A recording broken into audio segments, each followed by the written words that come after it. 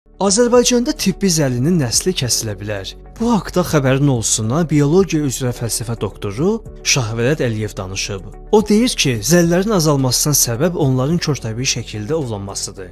Tibbi zəllilər alternativ təbabətdə geniş istifadə olunur, o cümlədən Azərbaycanda. Yaz payız aylarında bunların istifadəsi daha məqsədə uyğundur.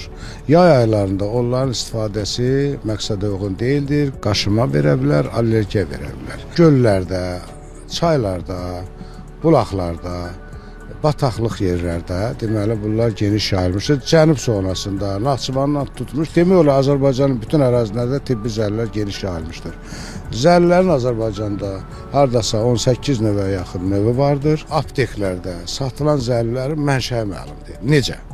Mənşəyi məlum olmaq üçün xüsusi biofabrik olmalıdır. Bir biofabrika yoxdur ki, onlar artırılsın və sertifikatlaşdırılsın, sterilliyinə məsuliyyət olsun. Ona görə də bugünkü vəziyyətdə brakonerlik yolu ilə demək olar ki, ovlanır zəllər. Belə körtəbii ovlanması zəllərin tükənməsinə gətirib çıxarda bilər. Şahvəlad Əliyevin sözlərinə görə Türkiyə, Rusiya, İngiltərə, Almaniya, Çin, Hindistan kimi ölkələrdə tibbi zəli fermaları var. Həmin canlılar baytar nəzarət altında yetişdirilir. Bu sahə iqtisadi cəhətdən də gəlirli hesab olunur. Çox böyük iqtisadi əhəmiyyəti var. Almaniyada bir dənə zəli məsələn 10 evro, 20 evro. Bizdə isə 2 manat.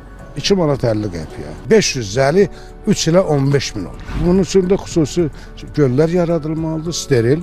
Orada digər canlıların orada yaşaması deməli imkan verilməməlidir. Abşeron ərazisində bu Məhəmmədli kəndi ərazisində orada göllər var. Orada da artırıla bilər. Amma cənub zonası daha zəngindir zəllərlə.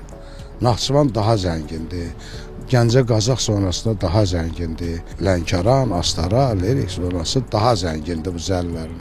Buna görə də orada yarada bilər. Yaranırsa iqtisadi səmərəliliyi daha çox ola bilər.